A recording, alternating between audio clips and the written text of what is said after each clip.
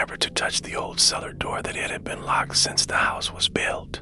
But the night I broke the rusted lock, something woke up beneath my feet.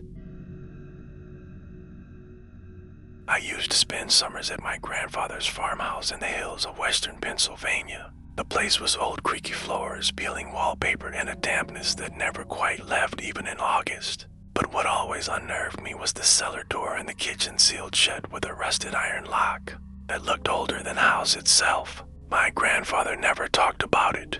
Asked once when I was maybe 10 what was down there. I inherited the house and with it, the cellar door. I moved in that spring more out of sentiment than necessity. The place needed repairs, sure, but it had character and memories. The door creaked open, revealing steep, dust-covered stairs that disappeared into pitch black. Cobwebs clung to the walls, and the wooden steps groaned beneath my weight. At the bottom, the cellar opened into a surprisingly large room lined with shelves, old tools, broken furniture, and jars filled with yellowing liquid crowded the space. He just stared at me, expressionless, and said, "Some doors stay closed for a reason." That was it.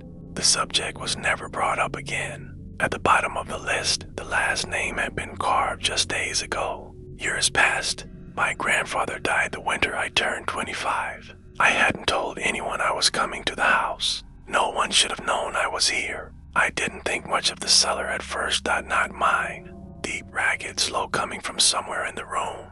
I froze, heart pounding in my ears. I didn't even bother locking it, just pushed the heaviest chair I could find in front of it and backed away. I figured it was just old plumbing or rotted wood down there. But as I settled in, I started to notice strange things, subtle at first. Not frantic, just steady, patient. I turned to go back up, but the flashlight flickered, then died.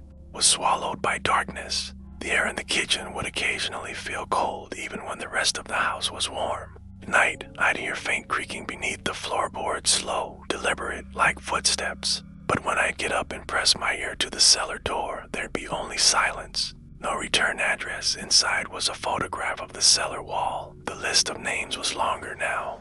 I tried to tell myself it was just the house settling. One morning, while cleaning out the pantry near the cellar, I found a small iron key wedged behind a can of peaches, drove 8 hours to a friend's house, and never looked back. The handle had a distinct swirl, matching the pattern etched into the rusted lock on the door. I hesitated. That lock had been untouched for decades. But curiosity got the better of me. I waited until nightfall. I don't know why. Something about the idea of opening it in daylight felt disrespectful somehow. The key slid in with more ease than I expected, and the lock gave a reluctant click. I grabbed a flashlight and descended. The air was thick, stale, and damp, with a metallic tang that stuck to the back of my throat. But what drew my eye was the wall opposite the stairs. There were names, hundreds of them etched into the stone like a tally. Some were faint, worn down by time. Others looked fresh. It was mine. I stared at it, my skin crawling. Suddenly, the air shifted. It felt colder, thick, like it was pressing against my skin. Then I heard breathing. A faint shuffle of movement followed. Wood scraping against stone. Something was down there with me. I turned and ran, stumbling up the stairs, slamming the door shut behind me. I didn't sleep that night. Every few minutes, I'd hear a soft knock against the other side of the door. The next morning, I went to the cellar again. The chair was unmoved, the door still shut. I tried to convince myself I'd imagined it all, that stress and grief had gotten the better of me. But when I opened the door again later that afternoon just to prove to myself that nothing was, down there the room was empty, except for one thing. On the stone wall, beneath where my name had been carved, was a new name. I didn't recognize it. But the worst part, my name was gone. I left that night. That was 3 years ago. Last week, I got a letter in the